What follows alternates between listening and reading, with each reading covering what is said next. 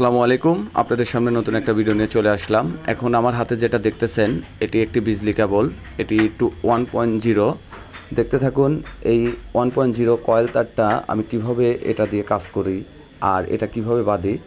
এটা এভাবে বেঁধে নিলে অবশ্যই এটা যখন আমি ছাড়াবো এটা আওলা যাবে না, একের পর এক বের হয়ে আসবে, আমার কাজ করতে সুবিধা হবে।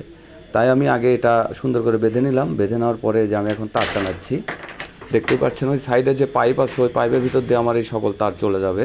এর ভিতরে আরও অনেক তার যাবে। দেখতে থাকুন, আমি এখন তারের মাপ নিচ্ছি। তারের মাপ নেওয়ার পরে আমি এই যে পাইপের ভিতর তারটা ঢুকাচ্ছি। এখানে একটি বিজিআই কেবল আছে এবং একটি ক্যাট 6 তার আছে।